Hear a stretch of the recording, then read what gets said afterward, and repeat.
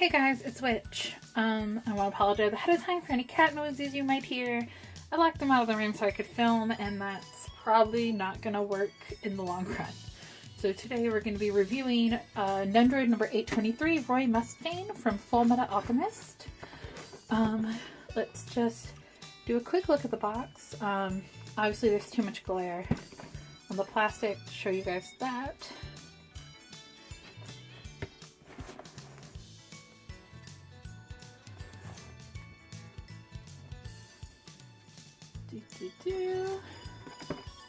There's the top. So I'm gonna get him opened and I'll show you guys how he comes. So first things first, this came with a good smile bonus, which I forgot about because it was actually tucked into the top of the box, which is not normally how they arrive. They normally arrive like Pachit's over there that is, just loose. But this one's, I guess, small enough that they could do that. So the good smile bonus for this is a hand with a lighter. Flicking the lighter. So I'm going to leave that in the plastic for the second, just so I don't misplace it. The stand is just your standard stand, and then he's got this like fire ring that can go around him. And both of those were taped to the bottom of the plastic. Here's this. Kind of looks like a little weird tiara, actually. But it just goes around him. On the ground it sits flat. The coloring's pretty nice. It's got a nice gradient from yellow, orange, and up to red at the top. On camera it looks just pretty much orange, but it goes yellow, orange, red in person. And like I said, this stand's just standard, so I'm not going to open that because I've done that a million times. So let me grab out Roy as he looks. Okay, so here's how he comes straight out of the box. This is the faceplate he has. Standard hair. He doesn't come with an alternative. The hair is quite sharp, just so you know. He comes with his uniform. Look at that.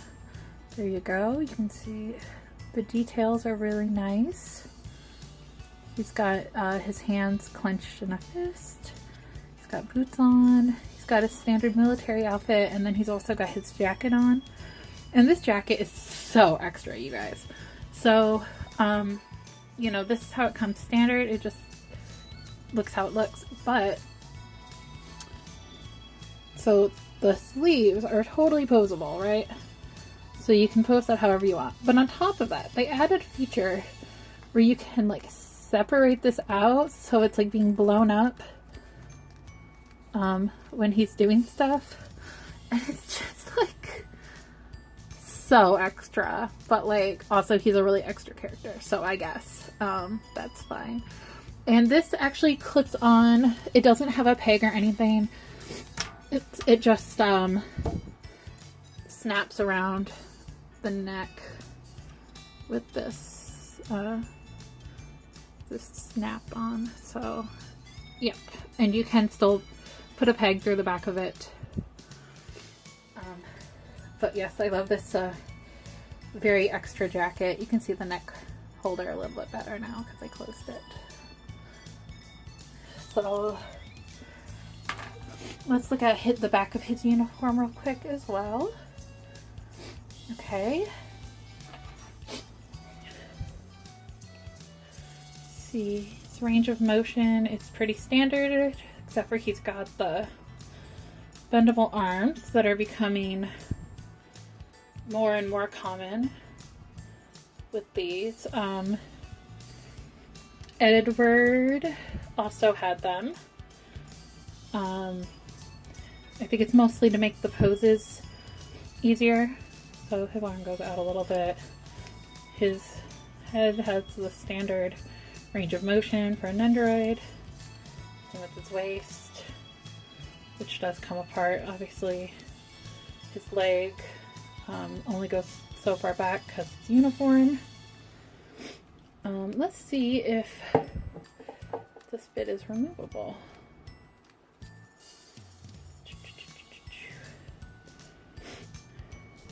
It is. It's like still has the same motion though.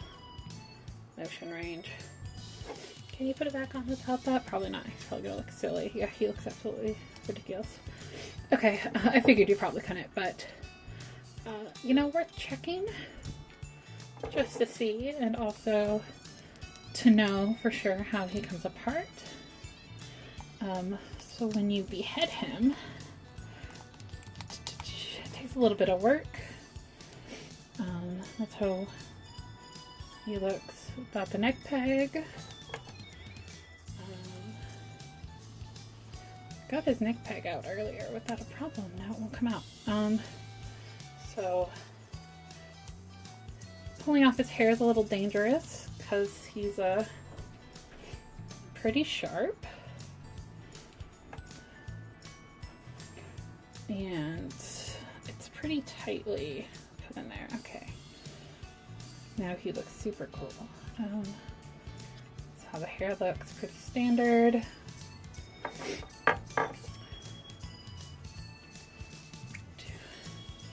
Take off the faceplate. This is faceplate number 1.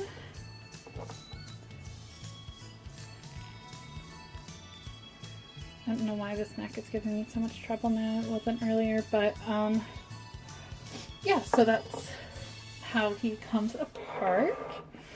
He obviously also comes apart at the hand and the shoulder, and also the hip here. His legs will pop out, and I know all that for sure because that's the extra pieces he comes with. So let's have a look at his extra faceplates first. So this is faceplate number 2. Pretty good one. Number 2, as you can see. Paint job looks okay. Here's faceplate number 3, which is obviously the silliest of the options.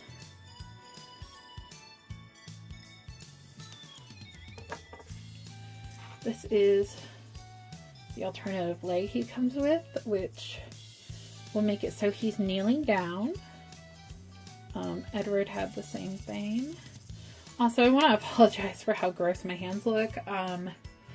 My job is really not kind on my hands, so unfortunately there's not a ton I can do about that. But it is what it is. So here's one of his arm options. I'm not sure. It probably looks like he's crossing his arm or something. I don't really understand what's happening here. We'll have to put it on him to figure out. But there's nowhere to put a hand. And here's his... Oh, yep, okay. So that's what happened. His arm got crossed because there's his other hand. So that's the other set of arms he has. But that's it. That's the only other arms he has. And then he also has this flame that can go on his hand, like he's shooting flame out.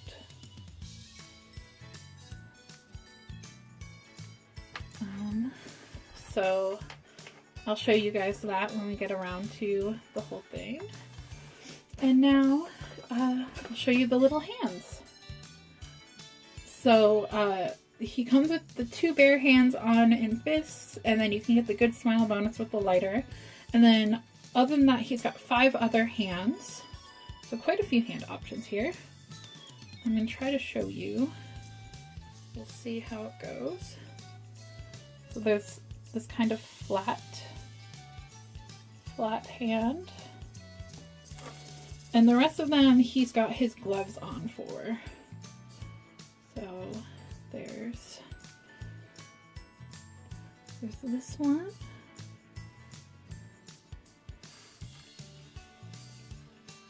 This one. This one. And lastly, this one. They all have pretty nice paint jobs, it looks like. So I'm gonna get the lighter hand open real quick so we can take a closer look up at that. So this is the Good Smile bonus. It's got the figure just painted on his hand. He's not wearing gloves. It's a reference to a pretty specific scene. And then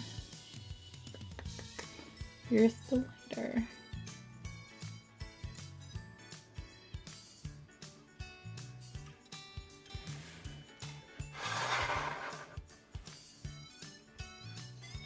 Here's the pose I chose to put him in. I tried to use a lot of the fancy bits to kind of try them out. So the peg for the back is like extra long so it can go through the jacket and into his back. He's got one of these similar to how Ed did, but this one works way better. It sits on his arm way better. It's just in every way better. If you saw my review of Ed, you know that I kind of hated those. And the fire looks nice. It sits nicely. I decided to use the lighter hand because I'm a big fan of that one.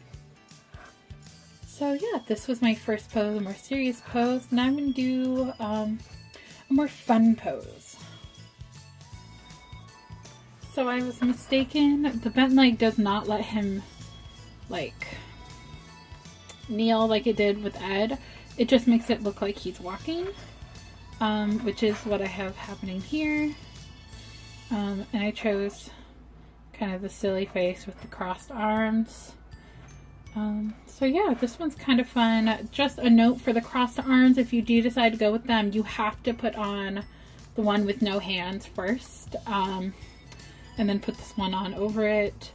I am a master at just immediately picking the wrong one to put on, so yeah. But otherwise, yeah, I don't really have any issues with this figure. The arm joints are a little loose fitting, but that's not a huge issue. And yeah, everything fits pretty nicely. Otherwise, all the joints are pretty tight and work well. You know, I definitely think this is a really nice figure, especially since as many of us know, there have been quality issues recently.